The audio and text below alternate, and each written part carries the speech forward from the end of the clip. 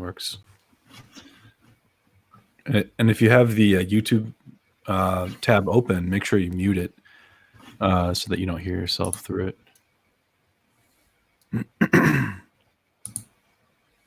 It's gonna make sure it works. Yep, that's good. Cool. Hello, everybody. Welcome. There should be a chat section. Yeah. Okay. Cool. Janos, you there?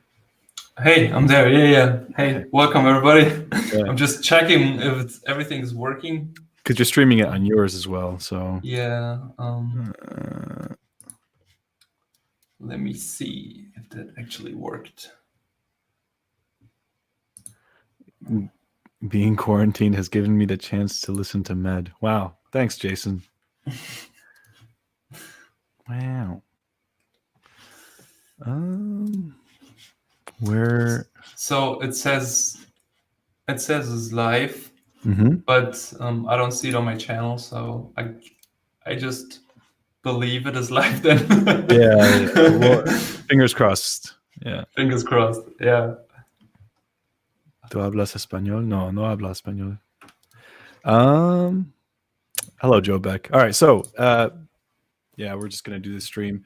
Welcome everybody. We're just doing a casual hangout to just kind of chat, do some art, share some progress stuff, that kind of thing, and as well as encouraging people to do fun stuff while they're stuck at home.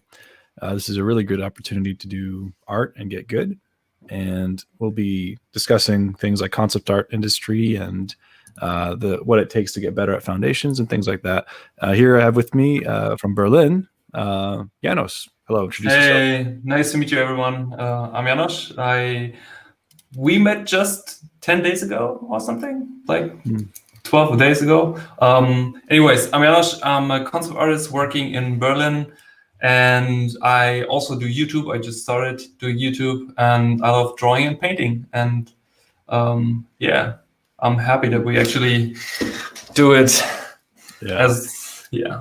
So there's no real like schedule or like whatever about what we'll be doing. Just kind of casual.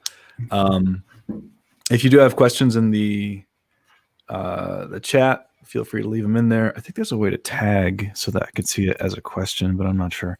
But we'll try to answer you there. I also try to read your questions. Thanos. Yeah, I mean, you can also call me Thanos if you want. It doesn't sound that bad. That's great. Yeah. A small price to pay. Yeah. For the salvation. It's Janos, right, with the sh at the end. Yeah, it's Hungarian, and the S is sharp, basically. So yeah. Where's the cap, Med? I'm not wearing my hat because it's over there somewhere. I know you can't recognize me without it. In fact, I don't even know. I'm going to prove that it's actually me. I have to draw something. Yeah. Hello, Damien. Tainen, Josephs. Hello, Nina. How dare you? Okay, Robbie, Pablo, Achelis. You guys are very mature adults. Roborilla. Hello. Anyway, so yeah, I'm just going to share my screen and just sketch and get a chat going. So I met you in Berlin. Had a good time there. It was a really fun meetup, and we got to meet some cool people. Have you been since then? Pretty well. I mean, the whole Corona thing was, yeah. I mean, it's kind of annoying. My company reacted pretty well, so they just sent us in home office. Yeah. But still, like this whole. I mean, it was quite stressful because we had to rethink the whole pipeline a little bit, and we had to figure things out pretty quick. Yeah. And and with all the deadlines on top, that wasn't so much fun. But I mean, it was kind of okay. The company is pretty good transition-wise. So you're at WUGA as a concept artist for games, correct? Yeah, it's for mobile games. So we have 5 titles at the moment, if I'm not mistaken. And I work in a team on June's Journey, which is a hidden object game. And I do basically environments. Mm. Do you Yeah, prefer and, doing environments over like props, characters? to be honest, not really, because I have a pretty natural habit of if I do characters for work, I do environments in my free time. And if I do it the other way around, then it's also fine for me, So there's because like when I do something for work, I always try to learn out of my task. So I see it as an opportunity, Right. And oh wait, let me add. how's it for you? Like characters, but sorry, I just removed you from the screen. Let me just. How do I make it so your screen is on?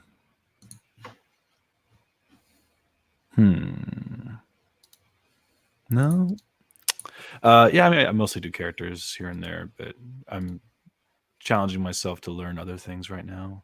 Because I mean, I feel like I'm strongest with characters, but I need to kind of want to challenge myself and figure out, can I really do environments? Can I really do mechs and robots? I mean, I've claimed that I could to myself, but yeah.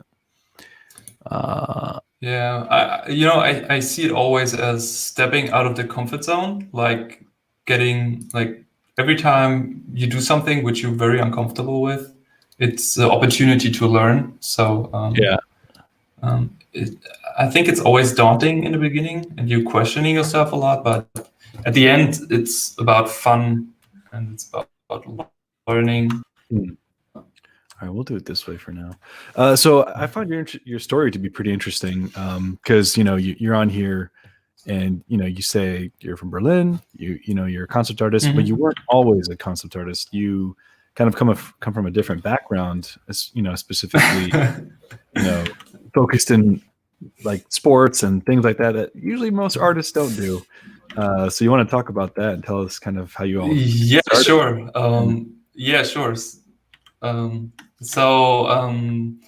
In 2000, so I start from the beginning. So when I was small, when I was 11, I started playing American football actually in Berlin, which is pretty unusual. And all my teenage life, I played American football in Berlin, and I would say to the most possible professional level. And the thing, when I was 22, I decided, okay, I have to study now. So I actually started studying with 21 pretty late. And then I decided to study sports management because I thought, okay, this is maybe something which would make sense for me.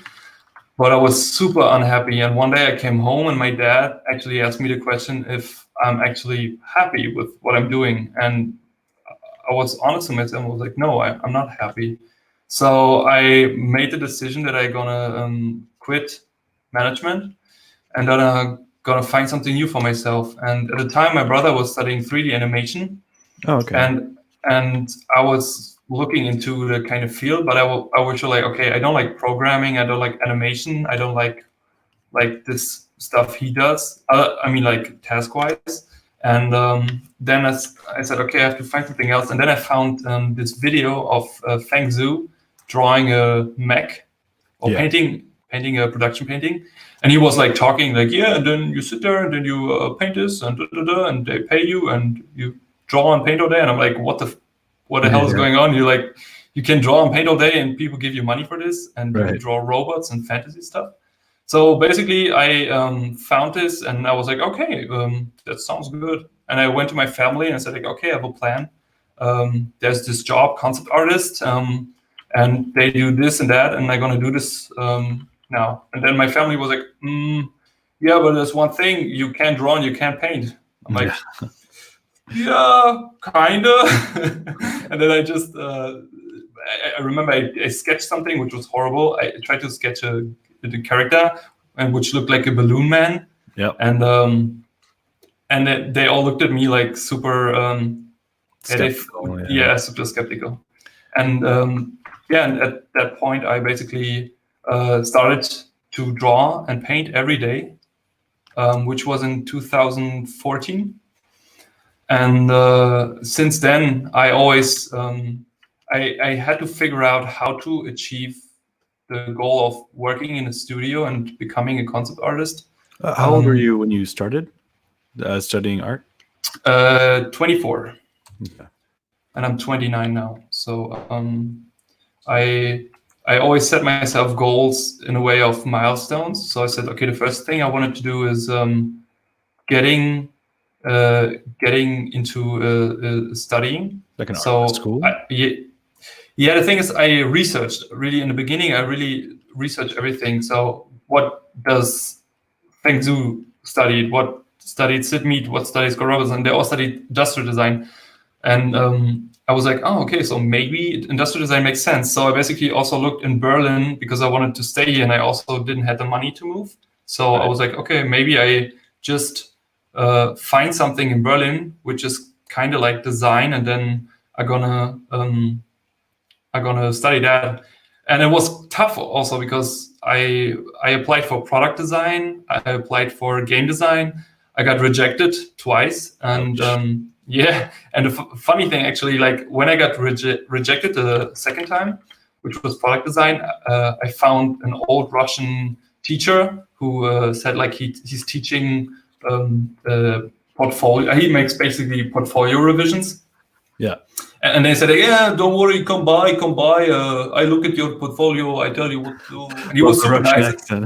Yeah, perfect. Yeah, of course. And I came there and there were like students everywhere sitting already, like drawing, and they all drew so good, blah, blah, blah. And then he took my portfolio, dropped it on the table, opened it, took everything out. And then he's like, what is that? That's your portfolio? That's shit. All shit. You shit. And I was like, yeah, and I was like, okay, when comes the good part? But then he, like, yeah, I mean, it was kind of his mentality, but it was something I needed because he was like, in the next moment, he was like, okay, basically, your portfolio are all illustrations and you applying for product design. So you need different kind of stuff. So yeah, and he told me like what to do. And I applied and I get in. And then I got into industrial design, and then I realized pretty quick, okay, I will not going to draw and paint here. I have to build stuff. And that was kind of shitty. Yeah. Because we also didn't have any drawing or painting classes. And I found stuff like live drawing from the fashion designers. So every Wednesday I sneaked out. We had to present our products on Wednesday. So I presented it first, and then I sneaked out, and I basically went to live drawing, which was like 6 hours of live drawing. And it was so good because they also did really no breaks at all. And I really loved that. And then I always set myself goals. So basically I said, okay, I want to find a job while I'm studying. And then I had an internship in a commercial studio, right? Which was pretty good because it was very fast paced and I learned to work very quick. So you don't quit. You kind of just see moments of failure as an opportunity to be like, all right, awesome. Let me figure out how to, get better at that thing that I'm not good at. Yeah, I don't want to sound corny, but Winston Churchill said once, like, success is how you deal with failure, and I really believe in that. So basically, if it's the most thing, you have to have the mindset. It's something I learned in American football, and I'm so thankful for it that I learned it, because we had to train so much and we had to do so much stuff to basically play on the field, because in American football, usually like 11 people on the field. But if you have a huge team with we had like, I think 50 or 60 kids, and there's only like 11 people who can stay on the field. So you have to be really good and you have to be consistent stuff. And that really teach me, okay, discipline, and also to focus on specific things, yeah. And but I also need to say I really struggled also a lot after finishing college, because I was like, okay, I thought like I'm gonna have a job right away. I was kind of, I don't know, I believed that I'm gonna find something which is why I'm gonna have a job immediately because I always had to do double work. So I did my college work and I had to do my portfolio. So I went to the uni, and then afterwards I came home. I worked on my portfolio, did characters and stuff, and then I did some art tests, and I did tons of art tests, and some of them did not really answer. Like they answered, but they didn't said why it was not the right thing for them, or I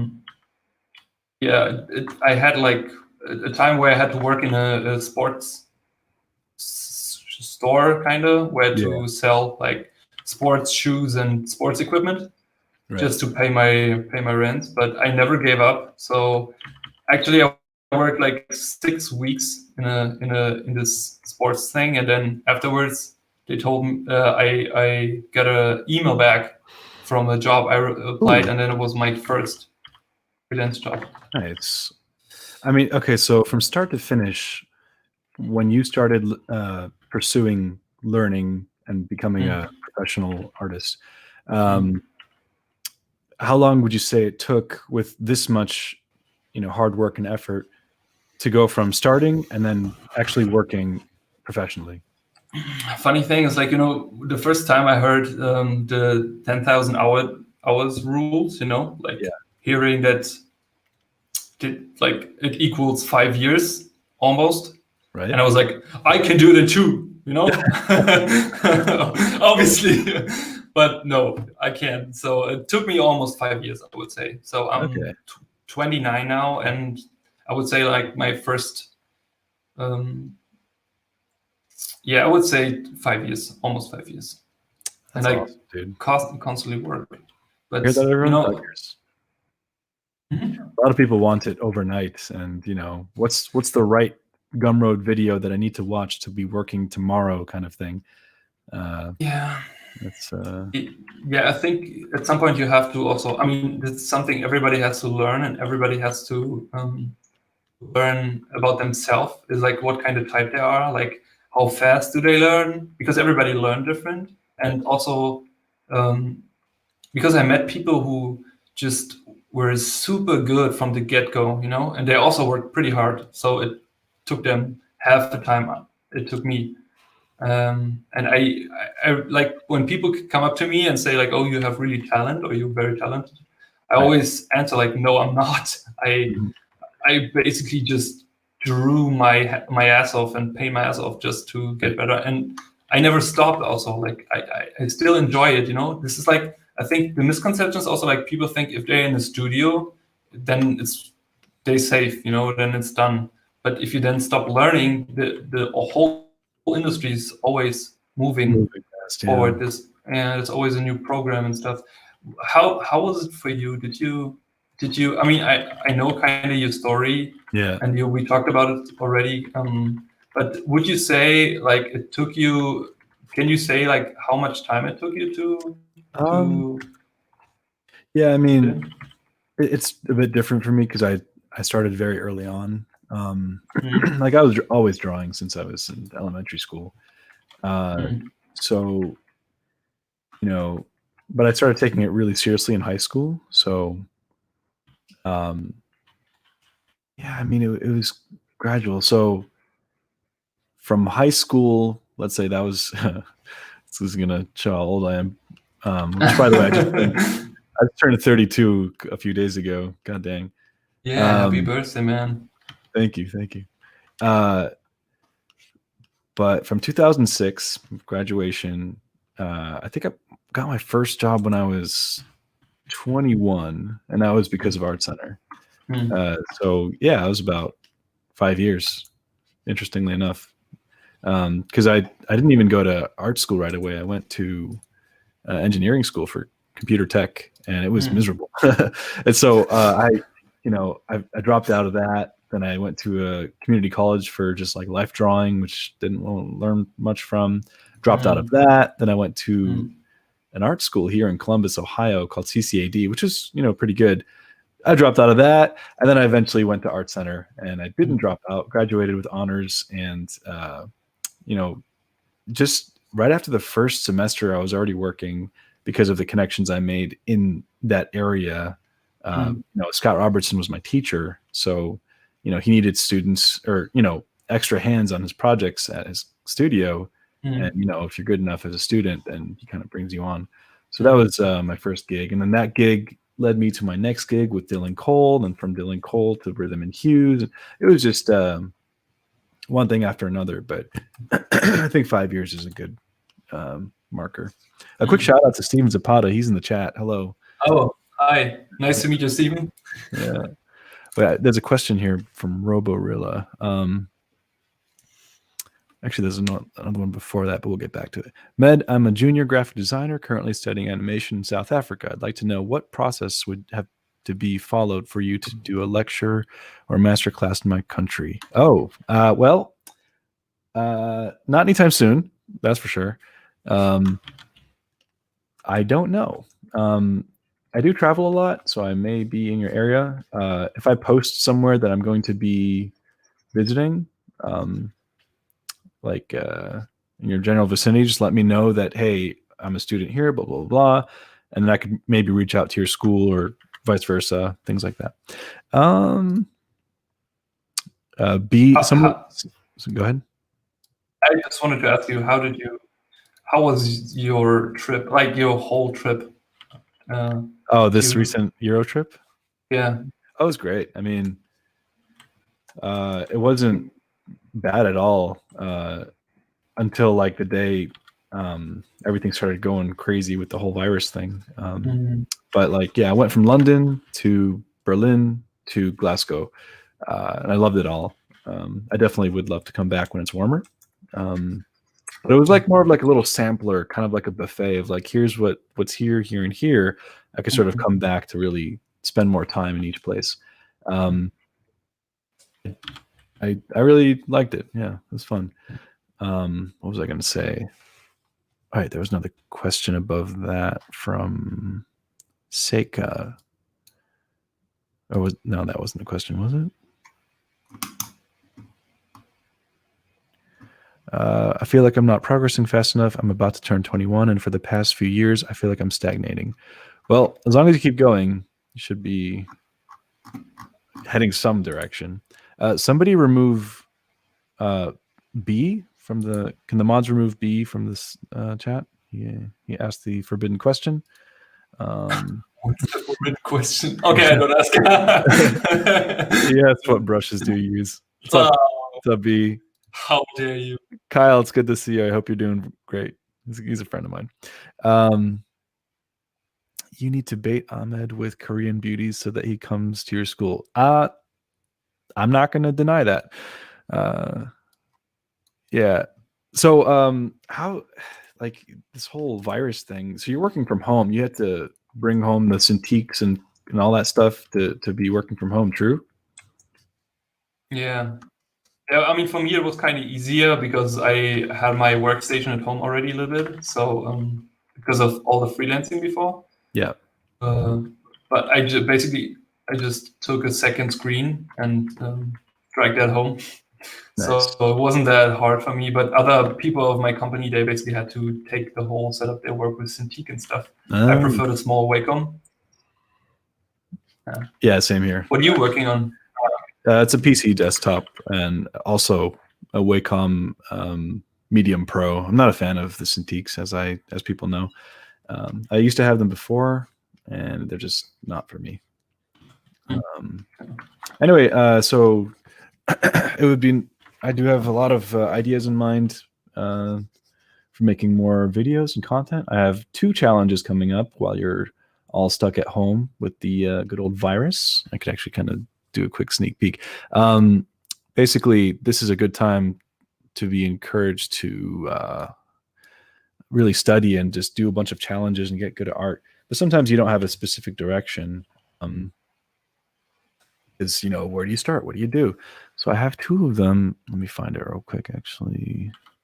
Oh no. See, I opened Pinterest to find the boards, and then I'm like, okay, well, I want to pin all these new ones.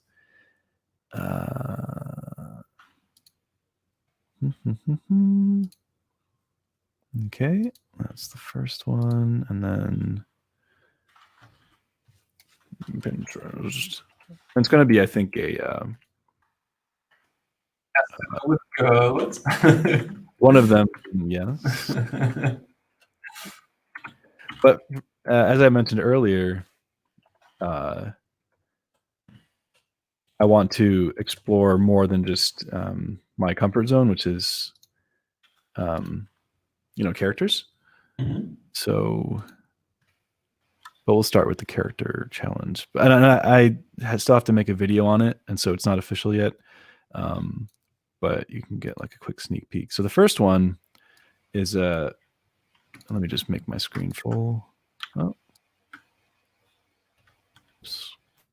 No. There we go. Yeah. It'll be a fantasy heads challenge, and it'll be only 30 things to study instead of the whole 100, because this way you're able to spend more time on each one. And it'll be, since you do have more time, you can either paint them or draw them, but also extrapolate and try to make up your own character based on each one, or like a combination of things. So that'll be the first one, and we'll see how the first 10 days goes, while we're all kind of quarantined. And the second challenge is going to be a castle challenge. So basically, same thing, painting each castle. I actually already started this one. I haven't recorded it or edited the video yet, but what's it called?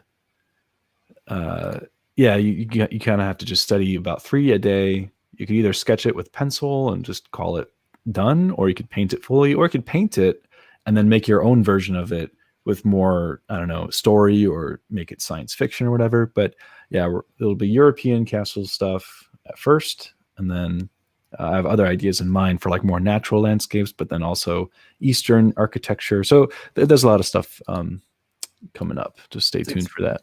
It's pretty cool. Yeah. There we go.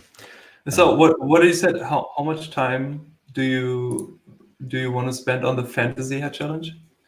It's the same amount. So it's 30 heads, and 10 days, so 3 a day. But and I probably will launch both of them at the same time, and you can choose one or the other, or both. I'll probably do both because it's not too much. That's 6 studies a day. That's like pretty much a good warm up. Pretty doable. That's cool. Yeah, I really, the thing is, like, I wish I would found this kind of challenge things earlier in my career. Yeah. Because I always had the trouble of finding stuff to do. Yeah. And I'm more the type of person, like, it's better for me when someone gives me an outline, because then my imagination takes off. But when I have to do stuff on my own, it's kind of tough to generate everything, because in the beginning the creative energy is pretty high, but then it drops at some point, and then you're like, oh, what have I done? I planned like a freaking big IP of my own, and I was like, how do I ever finish that? And then you stop. Right. And that's the thing, like, when it becomes a conversation with some other entity, so like if you're just making art for yourself and doing your own thing, it can kind of stagnate into whatever. But if you're collaborating with an entity, in this case the challenge, somebody that curates images, or a script that you're drawing from, it kind of flows more naturally, because you're having a conversation by reacting to what's existing. It's kind of like the universe putting something in front of you, and you're dancing with it. I know it sounds kind of woo-woo, but that's one way to look at it. A lot of musicians talk about it that way too. You're in a kind of flow state when you're in the creative process. But when it's just, hey, I'm here by myself alone, I want to get good, I want to make a story, I want to make a comic. But if you don't have an initial idea, or something that you're reacting to, then it's hard to make something of substance, because that's kind of how we exist as humans. We react to things, and our emotional responses and or lack of is kind of like the art of storytelling. I'm kind of just making this all up as I draw, but there's some truth to it. I mean, it sounds reasonable. Do you have sometimes then, when you, for example, paint, like, because we just had the discussion recently in a company, do you have sometimes when you paint or draw for, like, let's say 6 hours straight, that you get some sort of like dizziness or get like high in a way. You know, this like that you get in this zone so deep that after you done and you get up, you're like, oh, the fuck, where am I? It's like you're waking up from a dream or a fever. Yeah. Okay. Yeah, that's very interesting.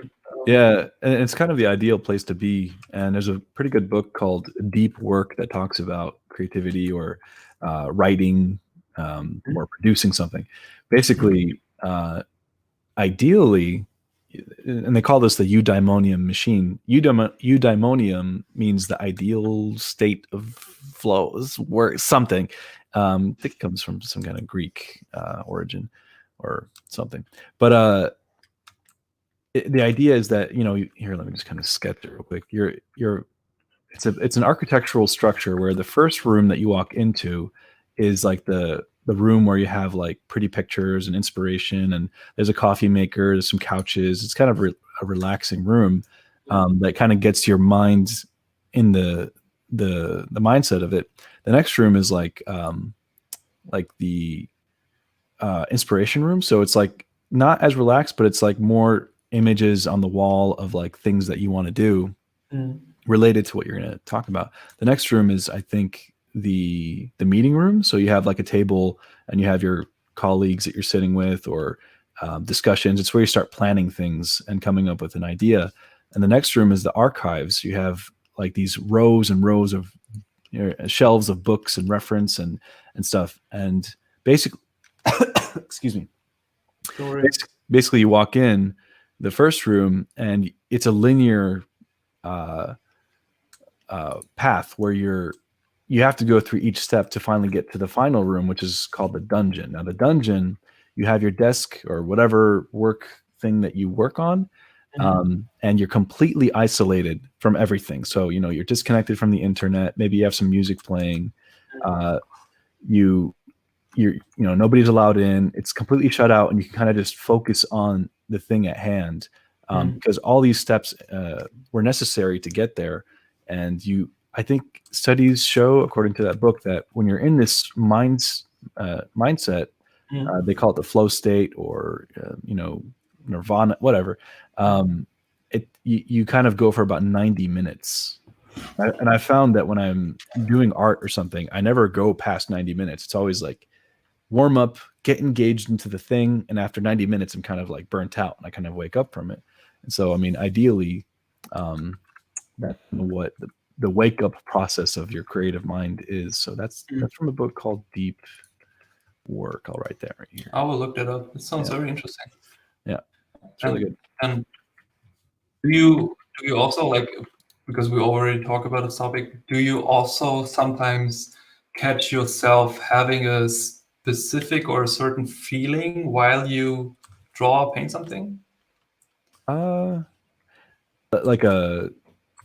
yeah, I guess so. Like, especially when you're in the zone, I think there's a certain point, like, you know, if we have a timeline of when you start, and let's say this first 10 minutes is the warm up, let's call that warm up. As I get like towards, we'll make this maybe like what, 2 hours or 90 minutes, an hour and a half. Let's say that's about that much time. Initially, in the first quarter or third, in this area, I guess my cognitive mind is focused. So I'm analytical. I'm thinking. There's a lot of cognition. I'm like kind of trying to categorize and be rational. Categorize. I spell that right? Maybe. Anyway, so it's like the mentality is rational, but as I gradate, and there's like towards this side, there's a sort of fall off point where I start like this no longer takes the wheel of the car. It's not driving anymore. I get engaged into something else, which is sort of, I can only say, is like when a dancer is just in the zone and dancing. And it feels like I'm I'm watching it from third person, and I'm like witnessing all these, brushstrokes and marks being made, as if it's just kind of like naturally happening. And that's, like when you get yourself out of the way, or, your own ego out of the way, because this first part is totally our ego trying to take the wheel. And it's understandable. It's kind of how we function as humans. But as you gradate towards this, it's like letting that part fall away, and suddenly you're in the zone. And that's when the best stuff happens. So that's what it feels like. Answers your question. Yeah. I mean, that was a very yes, it does. I mean, Yeah, it's basically like the base like discussion we had last week was like because we also work with like our artists work together with writers, with game designers, and we just ask all the people who work creatively how if they have this certain feeling sometimes, or if they really have this emotion connected to their creative work. You know, for example, like we have some people who said like when they do a very warm and like comfortable environment, like when they paint a green landscape, like they simultaneously have this feeling if they would be there, to convey emotion. Yeah. Totally. There's some questions in the chat. I'm gonna do like pancakes. You know the answer to that. Let's see. Any art? So Jonathan Joe Star asks, any artist feature videos planned like Ryan Pallet one? I'm always looking forward to new interesting artists. Potentially, I don't have anything planned specifically, but maybe in the future for sure. Let's see. Ahmed, do you draw cars sometimes? So much info. I'm going to revisit the stream several times. Thank you. Let's see. Will I ever do art book reviews or things like that? Maybe. I don't really plan to do anything like that. No.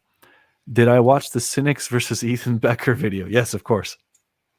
Absolute weirdos. Yeah. I look forward to the day when Ethan Becker makes his first strike. I will retaliate with all my might. Okay. But is it I ask myself, is it more sarcasm of him, or is it? Oh yeah. Yeah. Okay. Do you know him? Like, yeah. I hung out with him back in LA. Okay. Really nice guy. Yeah. Okay. Yeah. Okay. Because like I don't like having so much negativity on YouTube, like all this. Oh yeah, drama. Like when people, like you have this like drama on all the other channels, like never do this on Instagram, blah blah. Like yeah. Come on, yeah. like I hate that. I get it. It's like I think everyone should be entitled to express themselves, so I'm not hating on that. But it's like, I just don't like negativity on something which is so awesome. Right. Art is so subjective, so I don't like other people judging over other artists that way, And that's the thing about art and creativity. It's like, the whole point is to kind of leave this place of rules and order and rationale and stuff, and go explore the unknown. But if you go into the unknown with all these rules, like, well, I'm going to have this experience, but I can only express it with perfect perspective and this and that, and I can't use this kind of like, you just start ruining the whole process. But if you go in saying, okay, well, I've learned the foundations, I have an understanding of some rules here and there, but I don't have to force myself to be a slave to everything, then it just becomes miserable. There was a really good video by, I think, Film Courage.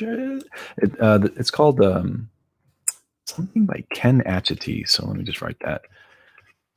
Kenneth Atchity. And he talks about this idea of when there's creativity, you have this continent where we all live, and this is where rule is, order, structure. It's a good place because you can go out and get food. Well, I mean, maybe not as easily now, but this is where the rules are set. Society has kind of set things up so that we're following things so that things are in order. Fair enough. But as an artist, when you're in there, it's kind of like suffocating, because where creativity happens is actually out here in these islands of imagination and uncertainty and questions and things that are whatever. The nature of the artist is to leave this place and explore what's happening here in the unknown spaces. Now, we as humans naturally have that as a desire. Like, that's why we want to explore space. That's why we left certain continents to explore more continents and expand. And artists has that nature as well. So, like, going into this new space vulnerably, experiencing that and turning that into art is kind of what we do. But the thing is, if we bring it back to the place of this continent of rules and order, we also have to make it digestible to other people. So, if you go into this unknown place and then you experience love and then you make a painting that looks like this and you say, to me, that feels like what I felt. And to that artist, that's completely valid. It's true. But to other people, when you come back to this continent of reality and rules, they're like, that's my child can do that. And it's like, well, you don't get it, man. Like, this is my experience. Which is like, okay, both are valid points. But the other part of the artist as, social creatures is to, again, make that digestible into something that's relatable to people, if you want to share that story in order for it to be relatable, like a conversation. So you might make a heart or something, or kind of keeping the purity of the experience, but making a digestible thing. So it could be a comic book, a song, or whatever, because even the word, like, somebody who's not very good at singing, when they have an experience and they sing about it with their lyrics and stuff, it still carries that emotion, and that's what's important to that person. And you might say, well, this person would fail at America's Got Talent or whatever. That doesn't matter. The point is, they experience something and they're expressing it through notes. And the same thing as artists. That's kind of what we do. We leave the land of certainty and we go into the unknown and create stories and bring them back. That was a long-winded breakdown, but yeah, check out Ken actually. Yeah, but by the way, I just realized that my live stream didn't start it. Oh no! But doesn't matter. All right, well, you're here. I mean, we'll figure it out better next time. Yeah. But I think it's my fault because when we set it up, I put it on private. Oh, and that's then right. Yeah. And I forgot to put it on public then, and now I couldn't change it. So because there's an error, I don't know. Never mind. Yeah, we make mistakes and we learn. Wait, there's some. Sounds like my life. Okay, Jason Yacinte asks, how can you tell if you really want something like pursuing art? Well, you could ask yourself, if you go throughout the rest of your life without doing that thing, will you feel okay? Right? So, I mean, most artists and creatives, if they have to kind of suffer by not doing their craft because they have to, like, have responsibilities like paying bills and stuff, they kind of feel like they're dying on the inside. Like, there's a part of them that is yearning to, make something or share something and create art or tell a story. If you feel that, then it's probably what you want to do. If not, then it's still okay for it to be a hobby. And that's not a really definitive answer, like, an end all response, but that's actually just one way to look at it. Do you have any thoughts on that? Yeah, absolutely. Because I mean, for me as a person, completely turned around 180 degrees from doing sport every day and no drawing and no painting, to completely draw and paint all day.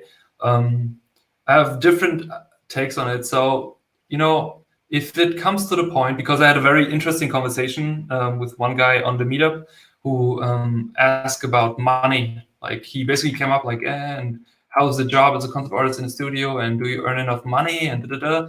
And I realized that he asked a lot about the money point, and that's actually something very important, because if you, for example, let's say you think about becoming an artist and working in the studio, and then if you get the job and if you get enough money, would you still do art?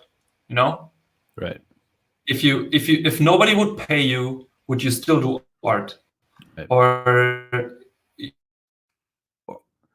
if it's would you still do art then?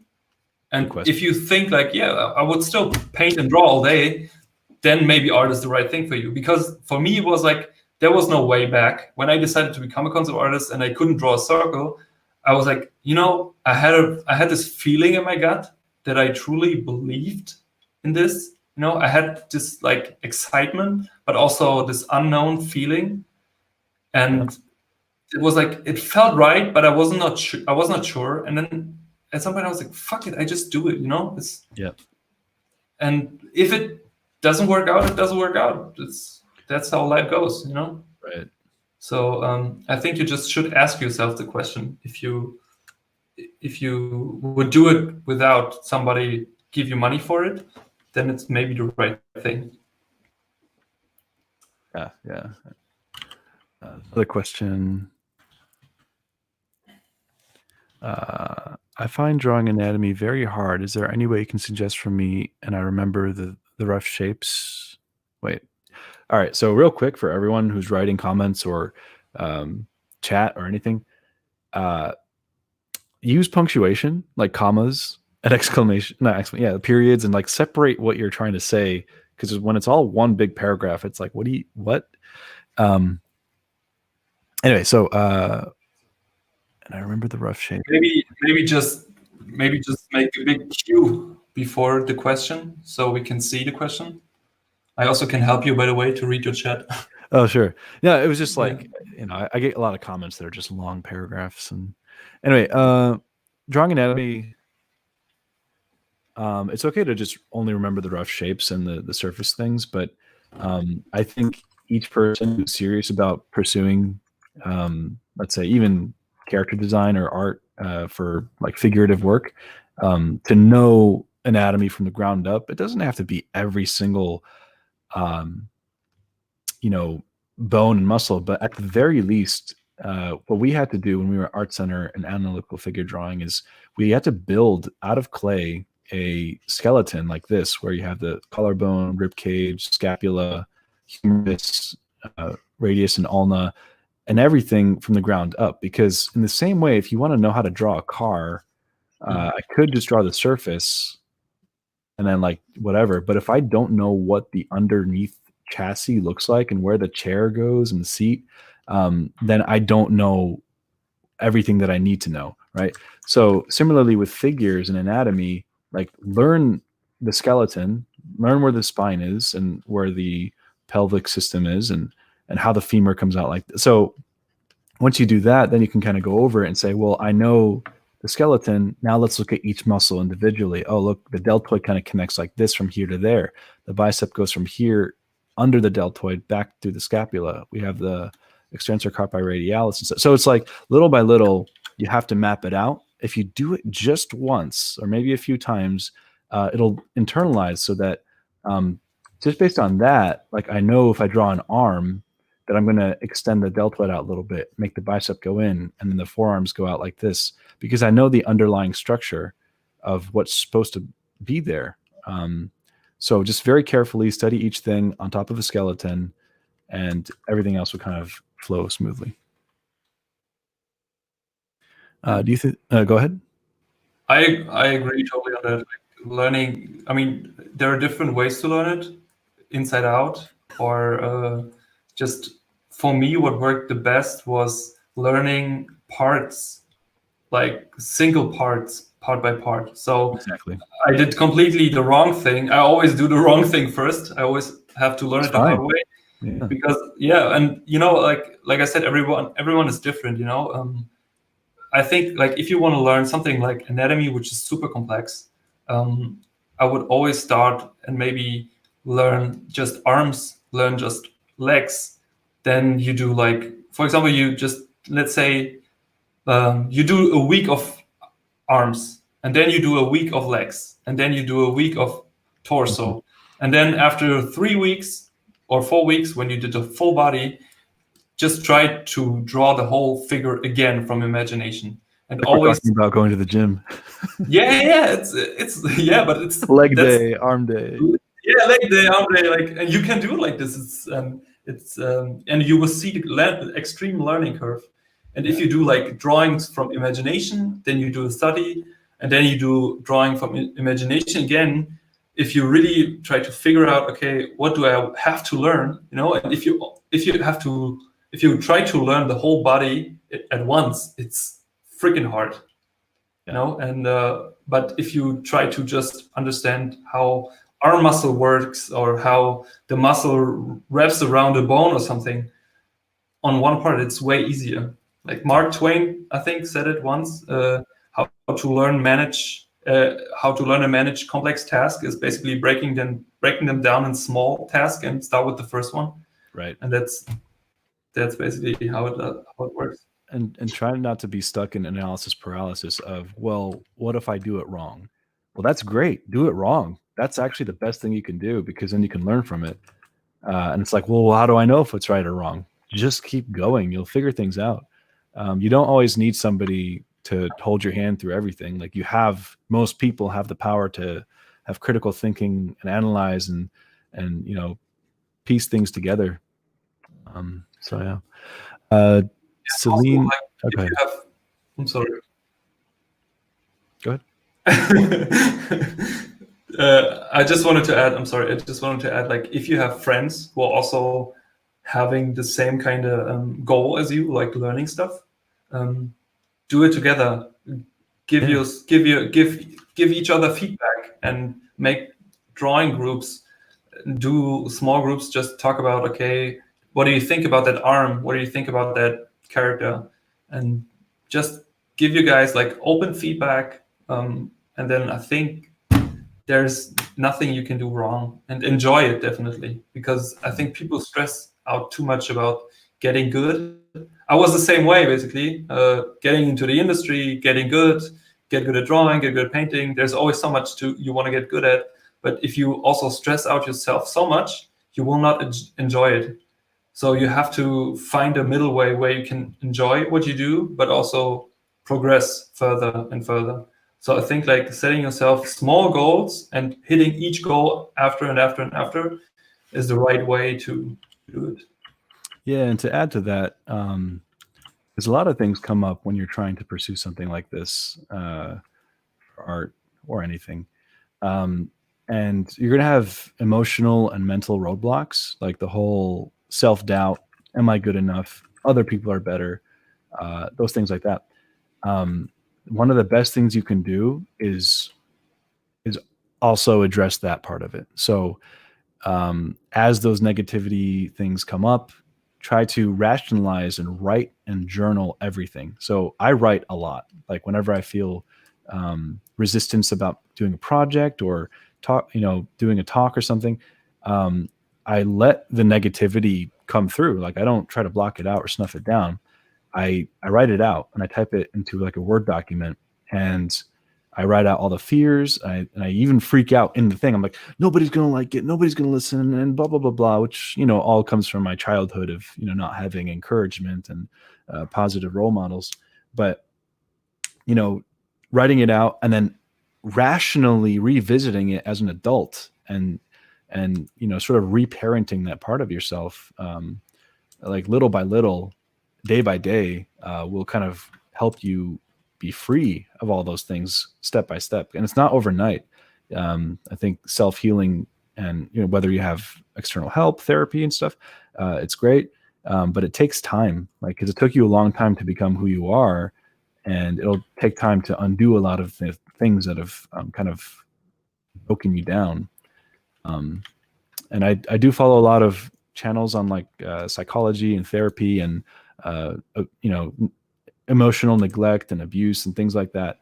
And it's very helpful. Don't be ashamed of not being perfect and quote unquote normal, but that's kind of one of the biggest parts that is probably not talked about at all when pursuing such a, let's say, big thing such as art. Yes, absolutely. Yeah. There's another question. I'm still scrolled up. I don't even know what they're saying now. Celine, where'd it go? Where'd it go? Okay. Celine Cariou asks, do you guys think it's better to specialize and mostly draw and paint what is interesting to you, or should one show more variety, even if it means that it's not a piece that comes from true passion? Ideally, your portfolio should reflect what you really want to do and what your true passion is. However, that's not always the same for everyone because, hey, sometimes you just have to do what it takes to pay the bills. And so even if it's, God, I hate when this happens. Tilt turns off. Like sometimes you got to work on the thing that you really love on the side while paying the bills. But if you do have the freedom to kind of just do whatever you want and not worry about bills and money, then yeah, just focus on the things you really want to do. Only put that in your portfolio. And then the more you work on that, the better you are at it, right? I think it was somebody when Mike Shinoda, the lead singer of Linkin Park, he was actually a graduate from Art Center where I went to school. Oh, really? Yeah. He graduated from illustration, but he was trying to decide between doing music or doing illustration. And I think someone told him, hey, look, if you do 50% music, 50% illustration, then you won't be 100% of either of them. So it's like you kind of have to, once you're at a certain point where you can decide, you kind of just jump into the one thing that's going to carry you for a while. And that's not to say that you always do that one thing forever. Like people evolve, people reinvent themselves all the time. And you don't want to feel like you're trapped and stuck in one thing by pigeonholing yourself, but you have the capacity to grow and evolve and then, negotiate on behalf of what you want into the world and make it work for you. So, yeah. Yes. Yeah, I think the same. It's just, when I think I see it pretty rational. So when you try to get a job in a company and the company does, let's say you love to do realistic characters, okay? But the company only does stylized characters. And you want to get a job at the company, so you have to show them that you basically are able to do stylized characters. Maybe. I mean, if your characters are really good, they maybe see, okay, this person's really good at realistic characters, and we believe the person can do stylized characters easy. But let's say they're not. So then you have to have some sort of stuff you can show them that you basically are able to work there, even if it's not your true passion of stylized characters. But when you have a job which pays the bill, like you can do whatever you want. It really doesn't matter because then you can like Ahmed said already, it's completely true. You only should do in your portfolio, and you only do things you love to do, if you don't have the situation that you have to pay your bills with something else. I did so many other stuff I did not love to do in the beginning. I mean, I always find something which I like in a task, even if it's something I really don't love that much, I still find something, okay, there's a new program I can use, or there's something, I don't know, I like to challenge myself, for example, like painting environments all day, every day. Of course, you want to get something like a different way. You don't want to do it every day the same because you're a human being, you're not a robot, right? So sometimes, for example, I remember first week when I came to Vuga, I decided, okay, you know what, I want to learn Blender. And then I just started learning Blender because I had enough time. And I just learned Blender in the first 2 weeks at Vuga. And then a couple months later, I was like, okay, I don't want to use 3D anymore. I want to get better at painting. So I only painted my concepts. And then the next thing was, okay, I want to get better at brushwork. So I made myself a complete new brush set, and then I just painted with Painterly brushes. And so I believe, like, to come back to the question, yes, you always should do things in your portfolio which you love, but if you want to get a job in a specific company, sometimes you have to show them that you're able to do the things they do. Right on. Another question from, I think it's Jeremy Hunter. He asks, what was your most favorite part of the new Star Wars movies? Somebody banned this person. I don't think he's allowed to be here anymore. I didn't see the last one. I gave up after Last Jedi. It was just, I don't know. I would give it a very generous 0.06 out of 10. Anyway, hi, Jeremy. Good to see you. Hope all is well. There was some questions here. Khan Lakhno asks, when I draw a card, do I need to know how the engine is built and how it's functioning? No, but if you do, it's that much better. Like, I mean, Kim Jong-gi has probably really studied how engines look and function and knows what the pistons are. So he can extrapolate from that and then invent out of it. And that's why he can do what he does. Steven Zapata says, anatomy is gross and dumb. Just guess. No one knows what muscles look like anyways. True. And then Sika says, only the Maximus Maximus is important for anatomy. It's funny that people still remember that. Steven Zapata made that joke a long time ago. And people, that's great. That's great. That's great. Steven's awesome. Alnoha Art, hello. Good to see you. How can you build patience habit as an artist in a time that everything is going crazy and fast? Well, in a sense, like, there's a feeling that things are going crazy and fast because we're so connected. We see Instagram posts every 2 seconds. Things are updated. There's always new media coming out over and over again. And I think the best way to deal with that is disconnection. And so, meditation and separating yourself from that, like, imagine it as a huge river of information constantly flowing very, very fast. New art, new ideas, new games, new programs, new technology, new VR, AR, all this stuff. And you're in the middle of that river. So what you have to do to start making your own things is let your mind slow down from all the stimulation. You have to step outside of that.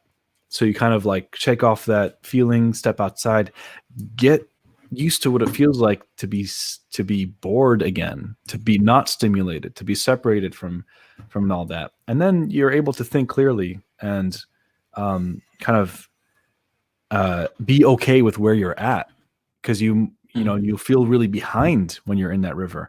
And so you kind of have to go at your own pace and find out what the best way for you is to maximize your progress. David Dubois, good to see you. Question from Sarah Suku. Who were your original inspirations when first coming into art? Also, happy belated birthday, Ahmed. Thank you. First inspirations, definitely comic book artists like J. Scott Campbell doing Spider-Man, Joe Madureira doing Battle Chasers, and what's the guy that did Aspen or for Fathom? Michael Turner, I believe his name was. But, yeah. Unfortunately, he passed away, I think 5 or 6 years ago. But then it graduated to Craig Mullins being the first digital painter that I, was really inspired by.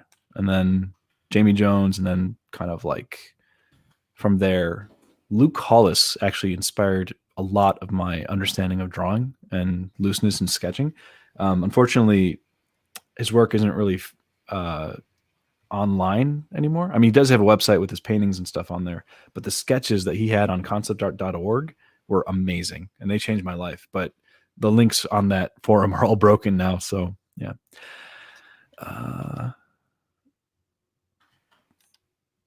let's say, yeah, Steven Zapata is an anatomy master, by the way. Okay. Which is why he made that joke. At least But I it's think he's a master. He's really good. yeah, yeah. I saw his work. He's really good. Yeah. Yeah. And it's fun. It's funny because like all the people you just mentioned, like also like conceptart.org. When I started out, it was already dead, like the whole forum and stuff. Yeah. So everybody was like, yeah, you have to do studies and you have to do this and that and blah blah blah. And then I went and there like was nothing. And I joined a forum. I don't even remember what it's called. I think Crimson Daggers or something. Yeah. Yeah, and then I posted some stuff, but the people weren't pretty active, and I really felt quite alone the first 2 years, I would say. And then I went to Drink and Draw the first time.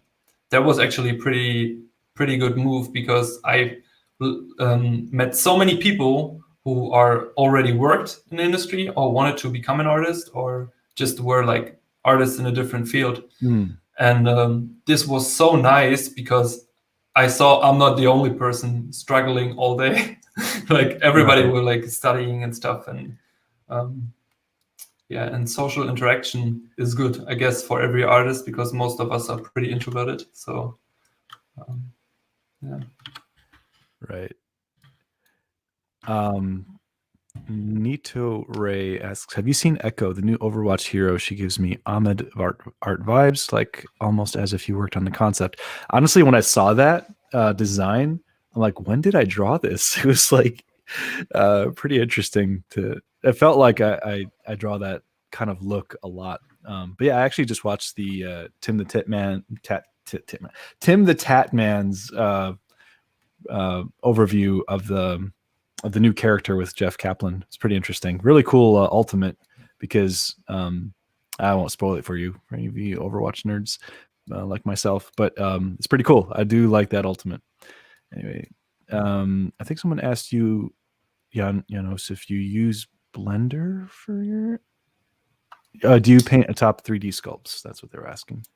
Yeah, sometimes. I basically, so for work, when I have to do something pretty complex. So basically, I work in a team for a game which is called June's Journey, and it plays in 1925. And sometimes we work with a lot of reference, so it has to be very authentic.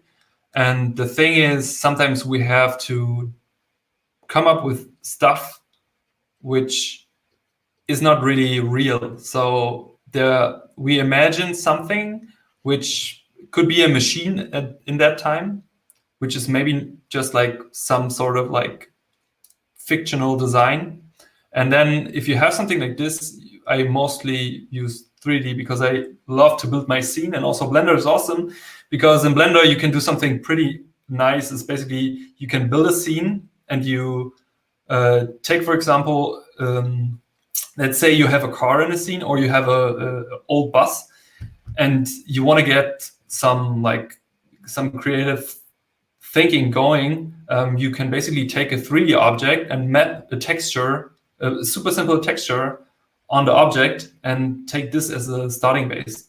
So what I like to do is, for example, I like to paint my own textures. So for example, when I have a scene which is an interior scene with an old floor or old ceiling, I basically take a photo of a ceiling and then I take texture brushes and I paint over them in a specific format, and then I map all my painted textures on the 3D object, and then I render this out, and then I paint over it on top, and then I have already a pretty good painted base. Yeah. If that's answered the question. So yes, I do. I'm sorry. There are a couple other questions.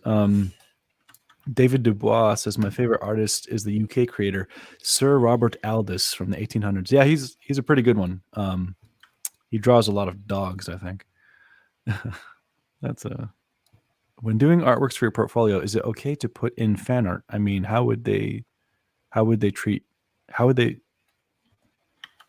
person know? What? Oh, how would the person know? That's asked by Artsy Doki. I don't know. I wouldn't recommend putting fan art in like a portfolio. And if you do, I mean, I think it's fine because it's like if you're I mean, I've seen people get work for Riot Games because they do a lot of, Riot fan art. But clarify that if you, do fan art for something, put it in the description or on the image itself. You don't want to get caught taking credit for someone else's design. When dealing, Sir Meows a lot, great name, asks, when dealing with art and drawing in terms of series or challenges, do you rely more on getting it done or quality? Personally, I've focused more on getting it done, because I know that over time the quality will just naturally get better. Now, that's not to say that if you slow down on one thing and spend a lot of time trying to understand as many small, minute things as you can definitely learn a lot. I think that's more you get that a lot with atelier style learning. You're very carefully measuring and drawing and being accurate with the reference. And, it might be a sculpture or a bust in front of you. But for me personally, like, I think I like putting in more mileage and like through iteration. And there was I think from the Fear of Art or Art of Fear, something, a book about creativity. There's a part in it where it talks about an experiment where a teacher did, where he had two groups of students, group A, group B, and it was a ceramics class, and they were supposed to make some kind of pot or something. And group A was told, your grade and the result of your whether you're passing or not will be about how many you do. So the more you do, the better grade you get. Group B is they had to design one very good thing and make it. And so it was based on how high the quality was on that one thing. And you might even assume like, okay, it's probably going to be the group B that does the better work because they get to spend time really focusing on that one thing and really shaping it to be whatever amazing. What ended up happening was, from group A, because they've done so many, like obviously the first ones were horrible, but towards the end, the one, like all the ones that they were doing towards the end were better than the one that the other group did. So through mileage, you just naturally find yourself getting better, and so on and so forth. Doggies.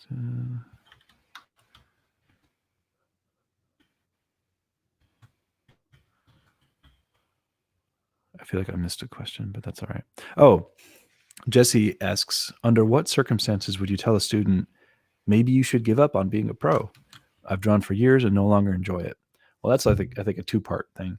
If you no longer enjoy it, I think you have to take a step back and ask why, and like really dig into your kind of psyche and emotions and figure out what's going on there.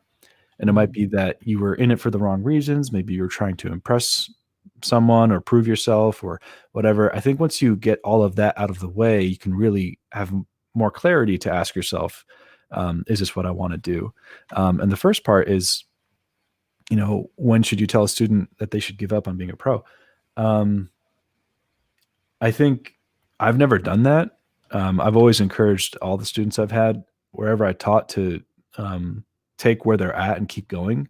Because I don't think it's ever too late to be doing this professionally.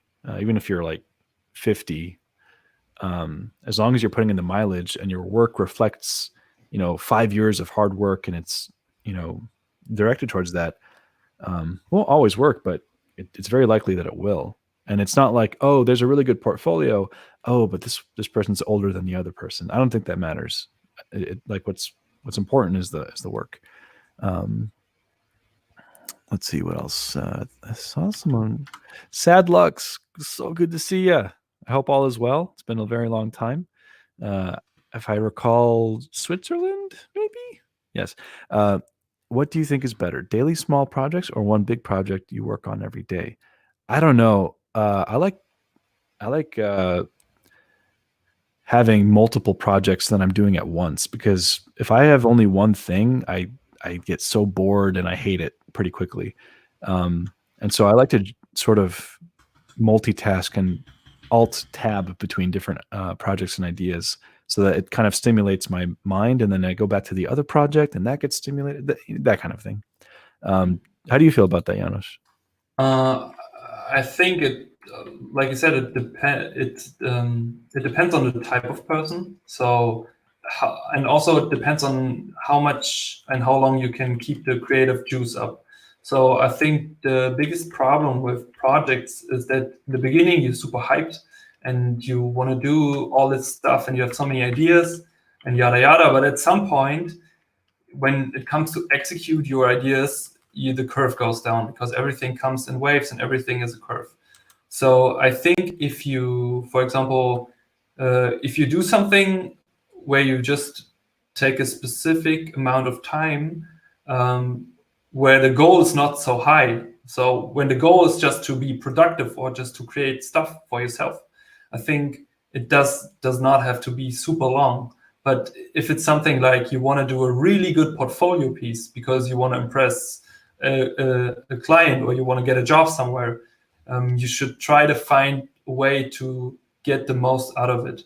So I also had on a meetup where we met, I had a very interesting conversation with a girl who wanted to get into the industry as an environment artist. And she asked me what I would do if I would be in the same situation. And I recommend her, okay, there is a very, very simple thing I would do now. It's basically when you want to work as an environment concept artist, is I would take 3 keywords, whatever it is, could be dance, jungle, temple, and then I would do 5 paintings in 5 days, every day a painting. And let's say you spend at least 30 minutes on it. It could be super rough. It doesn't have to be super tight. And also it will not be super tight because you only spend a day on it, okay? And then you do like 5 of them for 1 week. And then you take the one you like the most after those 5 days. Then you do 2 days of break, or you combine maybe 2 of them. Let's say 2 was pretty good and the background of 3 was pretty well. So you combine those 2, and then you do 1 image on the next 5 days and the next week. And then you push yourself, like try to keep up the creative energy as long as you can to see how far you can push it. Because I think the biggest problem, the biggest issue that most people have is having this creative energy up. Because it's basically super tough. Every time you start something new, you're like energetic and you have the ideas and you want to do this and that. But really to do a very tight painting and something which is super realistic and very high rendered, I think people forget sometimes that when they see the artwork on ArtStation, that people who publish this artwork, sometimes like 5 people work on 1 image, or sometimes sometimes people spend 10 days. Basically, they paint 10 hours a day for 10 days straight. And they professional because they don't waste any time and they can push an image pretty far. When you see all the splash art from Riot, all the super tight rendered stuff, like most of the stuff, more than 1 people work on those things. And even if not, they spend a lot of time on render them. So I think you have to be smart and you have to find a way. If you do like those challenge Ahmed is making are pretty awesome. For example, I did, they are, because like I'm completely honest, because for example, the first 100 head challenge, this was such a breakthrough for me for my faces, because at some point I did so many faces, then I started to realizing like certain things, like, okay, how to make an interesting silhouette on a face. What is actually interesting for me? What do I like? What kind of features do I like? And even if I do my stuff from imagination, I see like, okay, I like edgy faces. That's a good thing. And then like, how can I make them more interesting? And even then you can push yourself further and further. So if you just want to get good and want to be productive, I would say try to find short tasks or ways to do stuff in a short way. But if you want to get a job in the industry or get a job in a company, you have to find a way, a natural and healthy habit to show your best, to show the best you can bring to the table. Right. I think there was. Do you have any advice for comic formats? How do you think in terms of composition and comic panels? How can I improve my mindset for scenes? Good question. By the way, yeah, whatever, all that you just said was totally good stuff. Yeah, I just I jumped you into the just. next. Sorry, I just muted you. No, sorry. I was just yeah. I don't have very much experience with comics. I'm actually dabbling a bit into it now.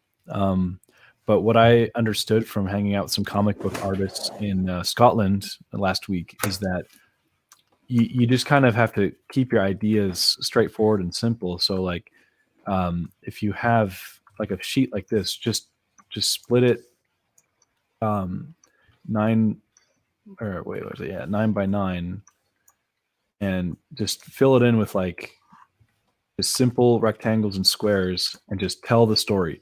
I wouldn't try to make anything too fancy with like, um, you know, like flow and like overlap and all that stuff. That's great things, but I think initially what you have to get good at is simply telling the story so that it starts here and goes here, here, here, and then ends there. Um, unless it's like backwards or whatever. But get good at that first, then you can start like overlaying panels and having characters pop out and like, like whatever, and have like flow and composition, etc. So By the way, I have a question for you actually. After you said that, I saw you give assignments out on your Patreon. Is that correct? I used to, yes. Okay. Do you still do it? No. Okay. Yeah. Because I think to join your Patreon maybe Oh, so you can teach me how to do those awesome characters. yeah, we'll talk after. Okay, can I get Discord? No, it's good. So Random asks, do you think talent exists? And if so, what do you think it is? Yes, talent does exist. It just means some people have different proclivities, and they learn things faster and they understand it more intuitively quicker. That's it. It doesn't mean people who don't have that naturally are doomed and never going to be able to be good at that thing. It's just at a different rate, and what you experience and express from your point of view is going to be different. And just being okay with that is the key. Will the stream be saved? Yes. I saw professionals. Professionals online who sell portfolio reviews for $40 to $50, asks Janos. Is it worth it? Yeah, I mean, I don't. If you have the money and it's like somebody who's working professionally, any kind of feedback from professional people is worth it, because even if like they only say a few things that are worthy or worth like hearing, like you still should hear those things. Now, if it's somebody who you pay and then all they say is, yeah, this is garbage, start over, maybe that's not worth it. But as Sika says, is depending on who the professional is. And Jesse says talent is being raised by supportive parents. Nah, I don't know about that. I think because sometimes, like, no, yeah, I think it's different for everyone. Roborilla says, I heard Todd McFarlane says it's a good gauge for how great you are as an artist is how well you can draw an iconic character. Like from reference or from? So I would be pretty bad, I guess. Yeah, I don't know about that. David Dubois said Med stopped doing assignments and refuses to teach leg anatomy. True. It's because I've done a lot of anatomy breakdowns of the arms, torso. Actually, those are the only two, right? Arms and torso, but also the head drawing stuff. But I've never done leg day, so I'm behind on that.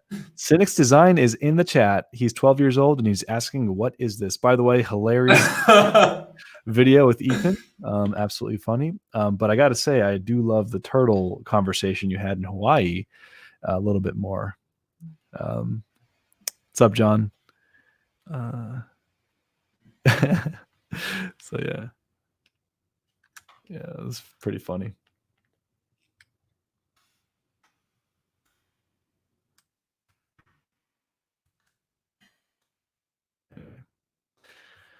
I'm thinking we can probably spend another 20 minutes and wrap it up.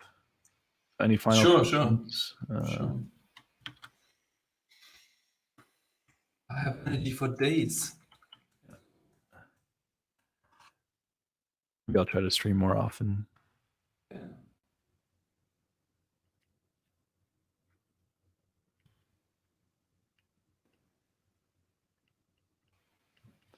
So do you have anything planned for you coming up, art wise, video to YouTube wise? What do you have? Yeah, so basically I started the YouTube thing like I think 6 months ago or something. So my goal from the get-go was just to constantly create new videos, and it's still a learning curve for me. I enjoy it as I do art, so I try to find a way to be my own and to bring something to the people to help to get better at art, because I feel like I I found art over YouTube and over Feng Zhu's video and stuff, and I want to encourage people to maybe find the same, because I believe I'm so happy every day, like every Monday is awesome for me when I walk to work, and I'm excited and I'm always in a good mood because I can basically draw and paint all day, and I'm happy. So there may be some people out there who also want to proceed that career. So I definitely want to bring out constantly more content. I also started to teach on Skillshare, but I still try to learn how to teach the best way. So This video is sponsored yeah, by Skillshare. no, it's not. But no, but like art-wise, I have so many ideas. Like in a moment, I still do 50 heads. So it came up from your 50 head challenge, but this time I decided to paint all the heads and Crazy. don't stress myself about 10 days. And in the beginning, I was like, okay, this take me like 2 months. And after 4 months, I realized, damn, what did I start it? But now I really enjoy it. So I will definitely finish my 50 heads. And I always create also new Skillshare classes. So in a moment I produce one which is for stylized character portraits. And I also do work on an environment class because I was asked quite a lot to do one of those. And and I really try to improve my videos every time I do them, and I really take all the feedback people give me.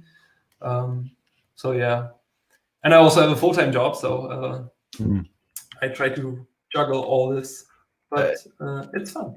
Is your goal to eventually just work completely from home and never in the studio? So I think it's a very interesting question, because every time I go to the studio, I get so much creative energy from my colleagues, like seeing all the people working, this whole environment, and I'm not sure if I would be the same creative and energetic if I would be home, but I think it's also something you have to get used to. So I would say the overall freedom of doing only the stuff I want to do, like my art, and maybe also maybe teach some people with it, or like maybe encourage people to do the same. That would be my ultimate goal, to have the freedom, because I think we talked about this also once. I told you I have this vision of myself in my head, like freedom of freedom of painting what I want all day until my kids come home, and then I make them food, ask them how their day was, and then I say, okay, go play suckers. I want to paint now. Daddy want to paint, and then I can continue painting all day. And yeah, that's I think my perfect vision. How's it for you? Yeah, I definitely have some things up in mind. Definitely want to get back into more YouTube content and just making my own stuff. Art book. I know I've been talking about it for years, but like having dealt with and fixed a lot of emotional stuff and roadblocks, mental roadblocks. Like that's all mostly gone, which is really nice and relieving. Now I can kind of focus more on that. So Okay. Do you have any new updates on Lightbox for you? I don't know. I mean, I Because do. I have a table sharing that with Steven Zapata, but they haven't said anything about whether or not it's canceled because of what's going on. So.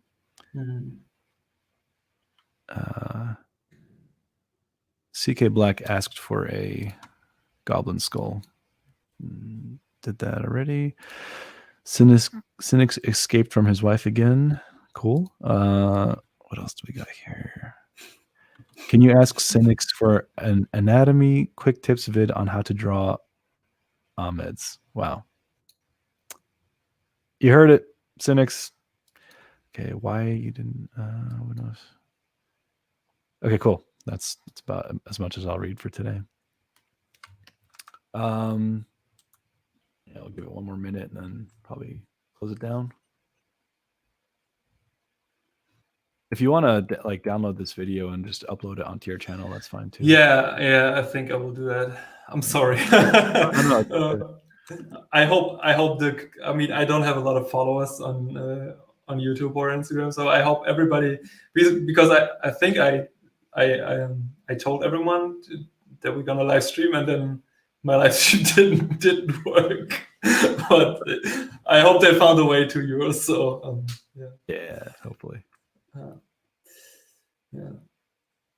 Yeah, I think I will definitely upload it.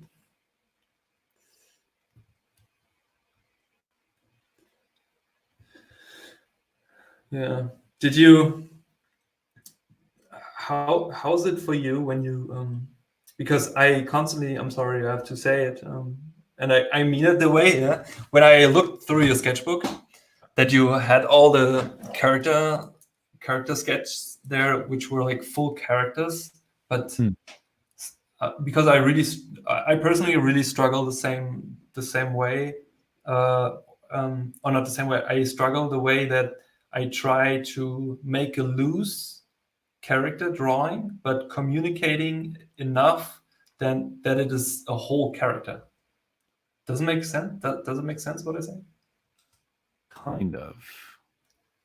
So when I do a character sketch or a character thumbnail, yeah, you know, it's never to a point that you can that it's a nice shape language and it's a nice communication of the character, like a fantasy character, in a way that, you know. Yeah, there's a couple parts to it. So step one is like foundation, so like anatomy, pretty much the stuff that we spell anatomy. You know, knowing the things and then being able to draw it in 3D. So like, you know, knowing the parts of like the rib cage is kind of like an eggshell, and then the arms are like cylinders, and then the head is like a bucket with like a thing on it. So it's like there's certain things that you have to know before you try to do like designs and stuff, and then being able to draw it in perspective like this. You don't have to do this because you can still draw characters head on. That's fine too. But I enjoy this far more. But knowing the parts like this is extremely necessary first. And so slowing down and making sure you understand that, kind of like the earlier discussion about knowing the parts of the car before you draw the car. Okay, so I think that I would be capable of doing this. Okay. So I think the next step is for me, like, okay, so maybe it's more a question about inspiration. Yeah, and so and I was going to get to that. So the next idea is like, well, like, you know, genre, right? In the same way you would design an environment based on a place or idea, you kind of have to have the reference, the inspiration, and all that stuff. So, you know, maybe you can draw the character in perspective, good to go. You know, anatomy decently, that's fine. And the next part would be like going to this character and then dressing it up with like, you know, costumes and like maybe he has a staff and like an sword here, and you got hilt, but you have to know the specific like things that go on the character. It's like a character creation part where you have your first part of the game, and then you have your character, then you can kind of dress up what they look like and what they're wearing. You can drag and drop different armors. That's the same thing here, and you have to have the reference for it. So is there a belt? Is there like a spell book here, necklace, pointy ear, so there's that. But then the question is, well, what about the looseness that you were talking about earlier? How am I able to kind of just make it loose and it still feels like a decent character, and all that. So that comes with a different kind of foundation. And then I think that's like with more like automatic drawing. So being able to just start a page and just letting yourself just make all these marks and scribble in an abstract way without forcing it to be anything sort of introduces muscle memory in your hand that you can later use for a design. So like, this looks like nonsense, but I'm trusting the muscles in my hand to just make these shapes in the same way that if you sign your name, you've done it a million times, and each time it's slightly different, but it kind of has a signature look, and that's why that's called a signature. So when I'm doing this is just an extension of my signature, one way or another. Sure, there's more shapes and stuff, but it's kind of like a natural looseness. Proco has a video on it called Automatic Drawing. And so, like, how does that show up with characters? Like, I could do, something like this, and to me, to somebody else, it might look like a scribble, but for me, it's like, well, no, this is just a really long arm, and I'm going to put more scribbles, and now it's just conformed to a specific position. Like, here's the deltoid, here's the upper arm, and the hand is another little extension of it. So it's just a bunch of little signatures that I'm putting everywhere, as opposed to like, okay, well, the arm is like this, it has to be at this angle, and then the deltoid is this to me would kill the piece. It makes it very stiff. Okay, I understand. And then you basically build up with the things you already know from exactly which you have done. Okay, makes sense. Okay, cool. I will try that. I also did not know about that video. Yeah, it's worth it. Good video. Okay. Cool. Thanks. I learned this from looking at Luke Hollis's sketches. So yeah. Oh, dude. So okay, my YouTube link actually froze, so I didn't even realize there's all these new comments. Damn.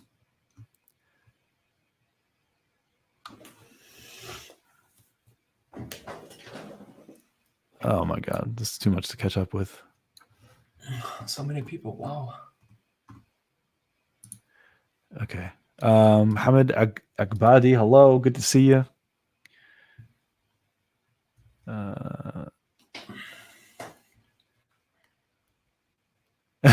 Jesse, come on. Where do we study anatomy? There's just so much to learn, and it feels overwhelming. There's no, I mean, just pick anything. Like, pick one thing, do it badly so that you learn from it, and pick another thing, do that really badly so you can learn from it, and you go over and over again until it just becomes natural. What else do we got here?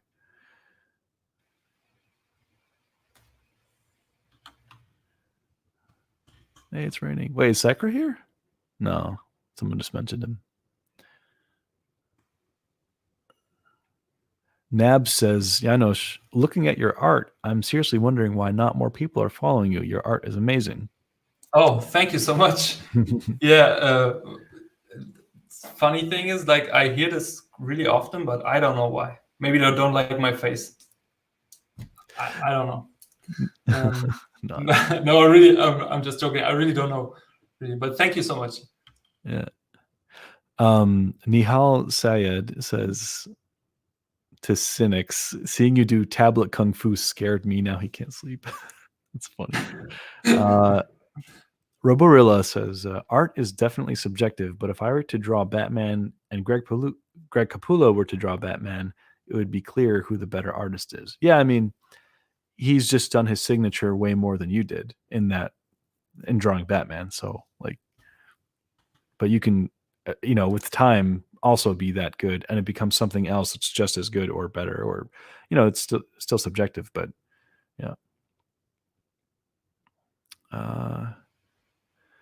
You're welcome, CK Black. How to Draw Ethan, sponsored by Skillshare. Right. Okay. Bro, Ahmed has a nice voice. I've been working on YouTube video and my voice make me want to die. LOL. I mean, thanks for. I mean, I don't know why people think I have a good voice. Like, whatever. You have, bro, and even in real life, man. It's not the microphone. Appreciate it.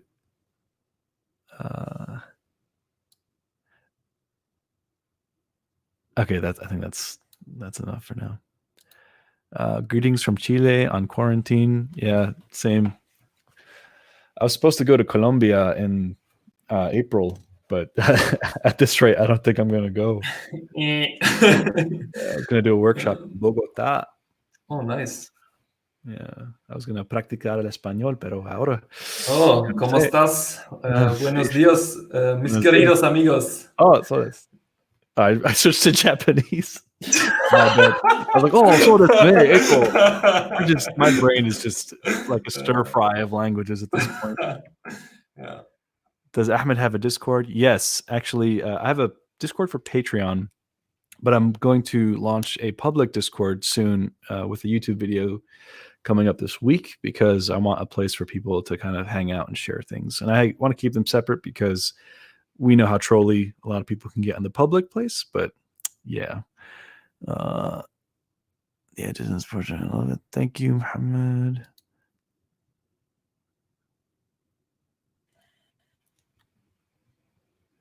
Let's see. Check out my shows on MFC, baby. Come on, Jesse.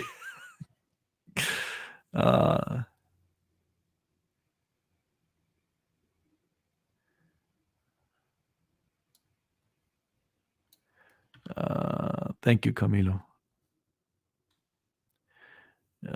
Somebody asked if you speak French. Je ne parle pas le français. I don't. Un petit de peu. Un petit. Un petit de peu.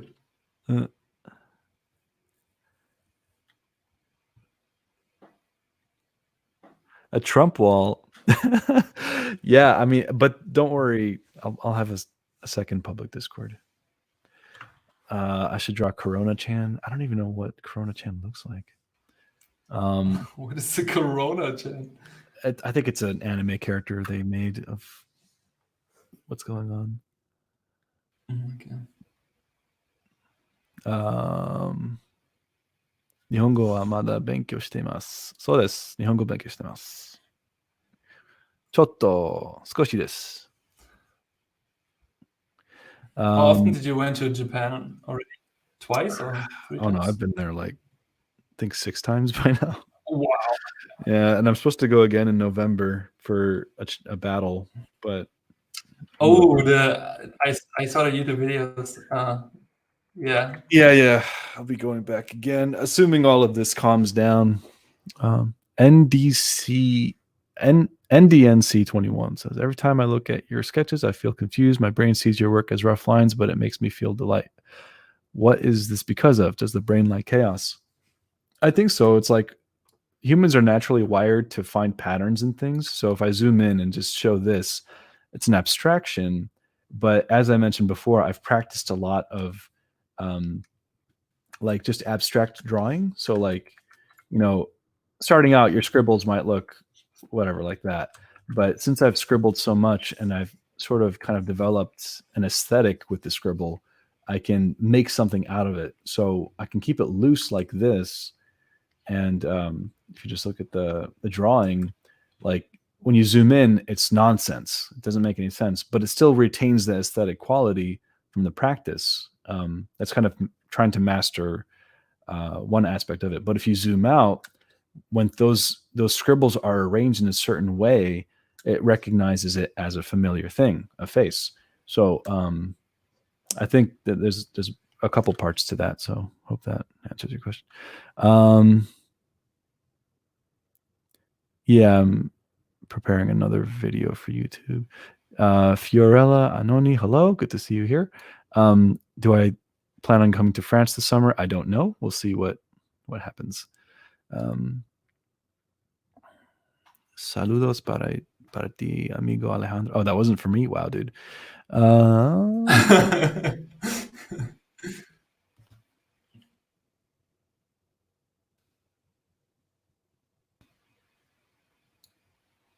Anyway, yeah. Snowfold, I see you. Hello, everyone. This is your daily dose of internet. How you with all the art battles while Cynics is fighting the real battles face to face? Oh man, I'm still waiting for Ethan Becker to come for me. I'm prepared. I will retaliate with all my might. Wow, Med, what are you drawing? What you are drawing? You will. Sorry, go ahead. Put on Terminator mode. I just wanted to say. Oh, Kevin Fleeman says, "Wow, Med, what you are drawing is great. Anyways, can you draw an orc? Thanks, Kevin from." So, all right, he's a friend of mine. He was actually a TA from my class when I was teaching at Brainstorm, which I think Kevin should just be a teacher himself. He's amazing. Kevin Fleeman, really, really good. He worked, I think, at Disney Imagineering, I believe, and then now he's doing concept art gigs here and there, freelance. But yeah, when we were in class, I was doing something and someone just asked me to draw an orc instead. What, super randomly or what? Like, just yeah, in a perspective class. Yeah, it's all great what you say, but can you draw an orc? Right. Cynics says nameless. It's the difference between confident messiness and unconfident messiness. Interesting. Oh, whoops. Oh, cool. I can click a comment and it shows up on the. What? Oh, nice. Now I know. Do you have problems with your art style? I'm fine with my art style. You got any tips for beginners like me? I made some draws, but I need to make them smooth. Draw 1,000 more? I don't know. What do you mean with smooth? Do you mean like just nice looking or render wise? I don't know. Oh, this looks kind of cool without the color. Yeah, I mean, it's like the more you draw, the more you can see where your work is lacking, and you can kind of, if you feel like you have work that is decent, but you want it to be smoother, then slow down at that point and ask yourself what would make it look smoother. Like, would it be careful lines or smoother gradations of light to dark, that kind of thing? So it might require slowing down. Ethan versus Cynics versus Ahmed would be the greatest crossover ever. Yeah, we'll see. I was on stream. I made it, guys.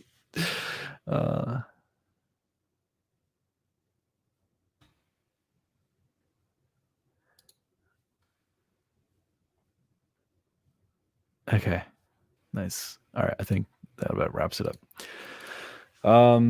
Well, all right, we're gonna close this out. It's a little bit past what I wanted to end this on, but do you have any last things to share or talk about, or where can they find you and follow you? You can find me on Instagram. Just type in my name, Janos, dot Gerasch. How do you say your last name? Gerasch. Gerasch. Gerasch. But that's German though. So yeah. Yeah, and also same for Patreon, and also if you're on Skillshare, I have 2 classes there. Otherwise, only thing I have to say: have fun drawing and painting, stay motivated, and yeah, it was a fun time, man. We should do this more thanks often. For joining me. Yeah, thanks for coming up with the idea. It's like when you asked if I wanted to stream, I'm like, normally I'm like, no, but I've Oh, been really? well, no, because like I've been meaning to come back onto YouTube, and it's like, well, this would be a good opportunity to continue the conversation we had at Berlin, and to kind of talk about that and share it with everybody, and then force me to get out of my, you know, safe zone of not doing anything at all. Yeah. No, we should do it more often. It's quite fun. Also, it's funny because I haven't thought about what I did here on the screen, not once. So I just like a robot. That's fine. I'm actually surprised that I. That's great. Something. So. Cool. All right. Well, thank you all for joining us, and be sure to follow Janos on Instagram as well as check out his Patreon. Make sure to follow Ahmed also and check out his Patreon. Sure. Yeah. All right. Thanks for joining me, and thanks to everyone who's joined. And do expect more of this kind of stuff in the near future, since we're all quarantined and have the need to do things while at home. So, and if you have more questions, put it in the comments. I also will answer it. I will read the comments. Awesome. All right. Have a good one, everyone.